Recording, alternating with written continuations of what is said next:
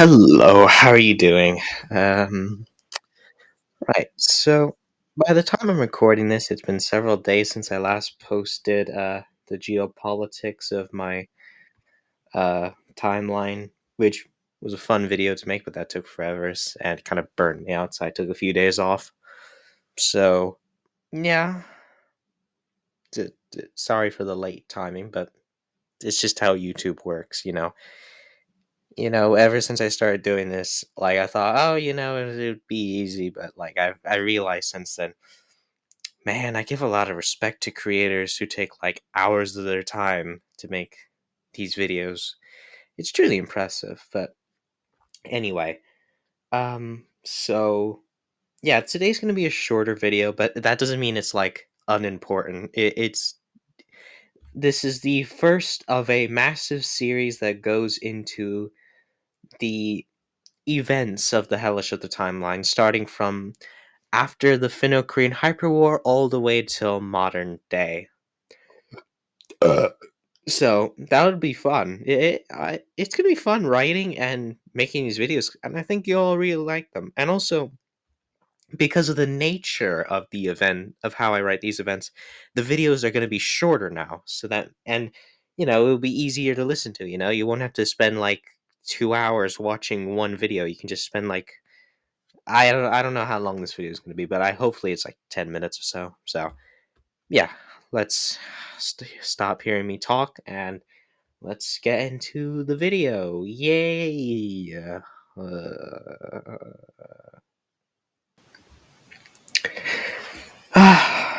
You remember the Daevite empire of the Finno-Korean Hyperwar? Well, their story didn't end with the end of the world. I get it. Indeed, they actually managed to escape and form their own country, of which you learned about in the geopolitics.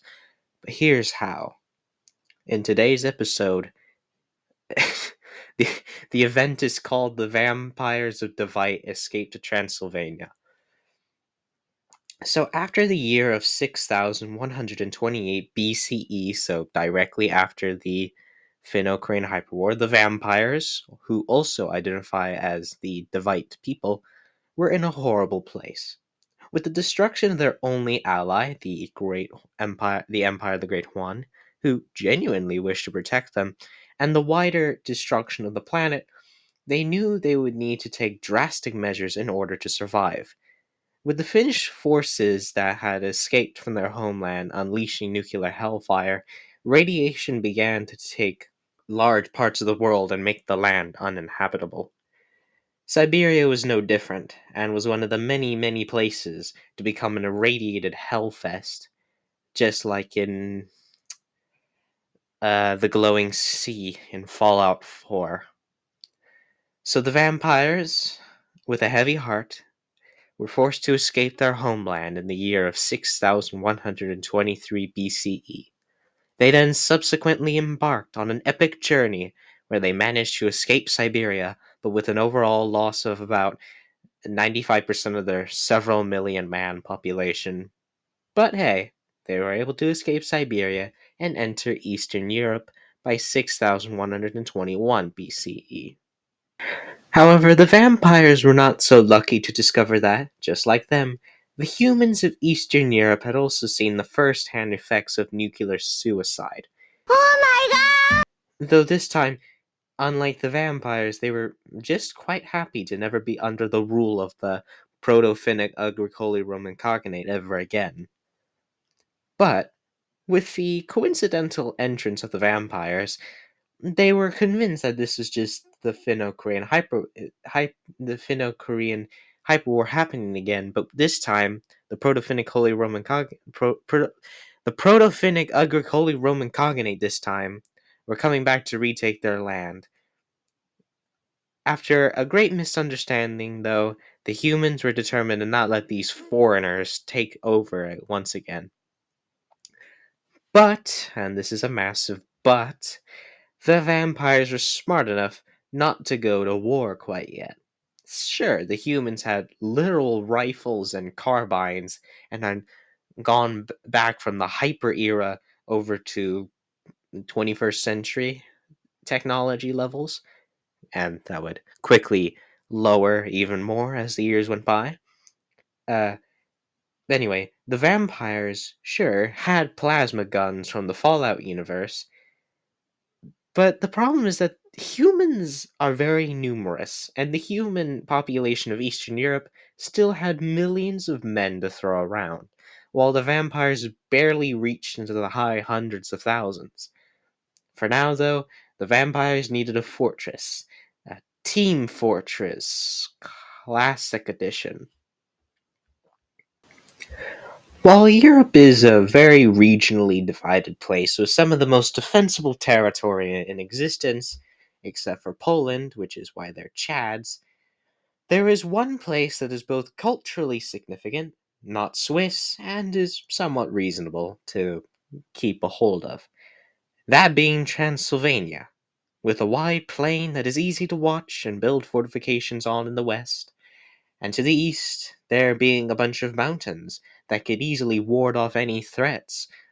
Transylvania is perfect to settle down in because of its easy to defendness. I'm really bad at talking. Anyway, except for, there was a problem.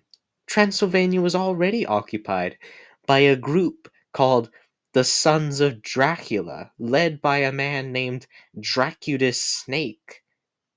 Yes, I'm obsessed with Metal Gear Solid, the series, and don't worry, we'll be making more references, and Metal Gears will become a prominent part of this stupid series. Anyway, Dracutus Snake. The Sons of Dracula weren't a vampire supremacist splinter faction or something like that. Rather, it was just a coincidence in naming, really, as they were just a bunch of Transylvanian nationalists who wanted to start a nation where the citizen would be free from the tyranny of government. Wait a minute. Didn't Liquid say something like this? Stopped you. Why would I want to do that? This is just as I'd hoped things would end. Back before Father's time, before Zero gave birth to the Patriots, the US, China, and the Soviet Union formed a secret pact. The organization they created was called the Philosophers. Through 2 world wars, it spread its roots and extended its reach. After that, the Philosophers splintered, and factions began to squabble over the fortune they'd amassed. They called it the Philosopher's Legacy, a massive cache of funds that would later provide the foundation for Zero's Patriots. Zero sought to use his riches to achieve world domination.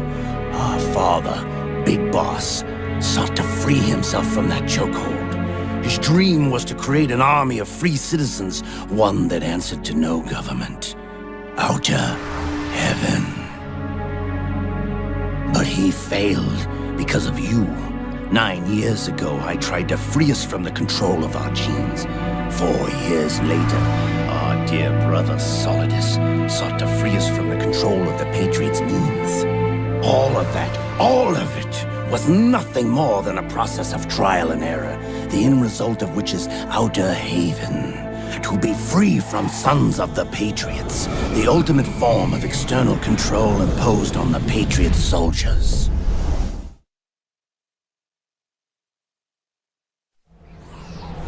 Free from Foxdie. Free from the system. Free from ID control. Our minds free from their prisons. Thank you, Liquid Ocelot, and let's get back to my channel now. Enough Metal Gear scenes for now. Anyway, the vampires were interested in taking over Transylvania. To do so, they decided they needed to take some time to study some warfare tactics. So they sat down, built some computers, and downloaded Hoi 4. Yes, they played Hearts of Iron 4 before Sweden even existed. And so they downloaded Hearts of Iron 4 to practice their widespread strategy. And then they downloaded Iron Harvest, which, let me check. Iron Harvest. Ah, I think Austrian, German. What the hell? The Iron Harvest is not Polish. Never mind. But anyway, they then downloaded Iron Harvest for the tactics of which they would use in their battles. After getting 9,437 hours on Hearts of Iron 4 and 56,234 hours on Iron Harvest, don't judge me, it's a good game, they finally felt ready to go to war and kick some Sons of Dracula ass. The vampires sent their armies into the Sons of Dracula's defenses, and this is the moment they realized that they up. They may have become the masters of the Polania faction in the Iron Harvest, but the vampires did not have massive mechs. Instead, they had hundreds of soldiers, and, just like Iron Harvest, they got them all mowed down in humiliating droves. So, from the year of 6109 to 5996 BCE, Transylvania was wrought with warfare. The vampires and Sons of Dracula were in a horrible trench war where they actually did invent mecha war machines to destroy each other, but it failed miserably. However, there were some interesting developments that happened. For instance, the vampire population did get a reprieve when its population actually grew, as their soldiers were now having a steady supply of tasty humans. Meanwhile, the Sons of Dracula suffered a major blow, as their original population of about 1.4 million had slumped massively down to 734,200 people. At this point, they even began to conscript child soldiers. Wait a goddamn man. What's with all the Metal Gear references? Okay. Anyway, while essentially the two sides had become deeply exhausted, and at this point even Dracula's snake wanted an end to the violence. So after so long, the vampires and Sons of Dracula sat down for peace talks. At the tables, they spent some time determining who had the better position, but this was pretty hard to do. The vampires may have killed a bunch of Sons of Dracula, but they didn't really make any advancements in the war. And the Sons of Dracula may have kept 100% of their territorial integrity, but they lost like half of their population. If anything, they were basically on the same footing, these two. So, after agreeing to this fact, they then began the talks. The goal of the vampires was simple: the complete annexation of Transylvania, and, wanting to respect the losses of the Sons of Dracula, wanted to have a sort of territory sharing agreement where they can both rule jointly but separately. Kind of like Hong Kong. What's the name of the city again? Oh, yeah, Hong Kong and China. Dracula's snake, surprisingly, actually agreed to this, partly out of seeing how reasonable it was, and partly out of realizing that if he refused, he would die and his entire people would be eradicated. But behind both of their backs, on the side of the vampires, there was a group of extremists called the Saiomi Saiziki di Colti ai Daevite, or, translated from Romanian, the 1,060 fangs of the Daevite, who wanted to enslave the Sons of Dracula and eat all of them before turning Transylvania into a sort of slave or kidnapper nation. They weren't unified properly, rather, they were much more of a decentralized group of armed gangs, and just like a bunch of gangs, they were really impulsive. So, just as the peace talks were beginning to get good, and the two sides had put down their arms, the 1,060 fangs of the Daevites had charged into Transylvania. and a bloodbath took hold of the entire region. The gangs were not determined to do anything strategically, no. They were just killing without care. The Sons of Dracula military was shocked and tried to fight back effectively, but the gangs were far too numerous, and they were quickly overwhelmed.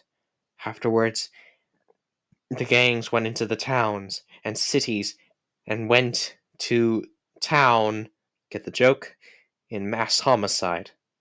Shocked by this, the remaining sons of Dracula and the vampire's forces stopped the talks and went to destroy the gangs.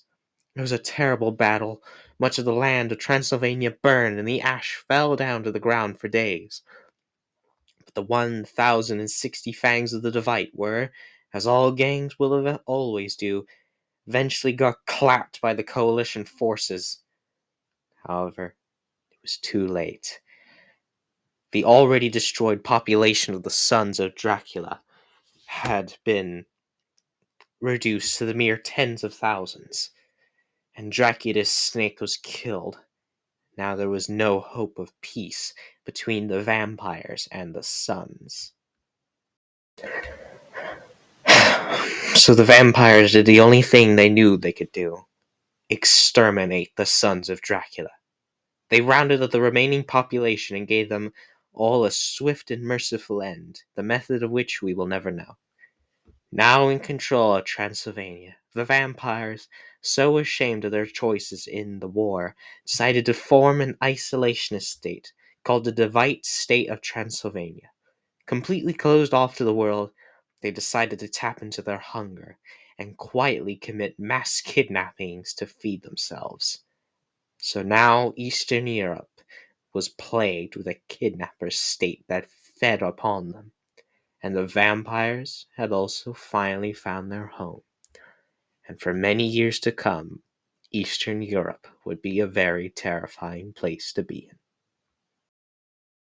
Okay, I regret saying this is going to be shorter than usual because, well, it really isn't, to be honest. I don't know why I do this to myself.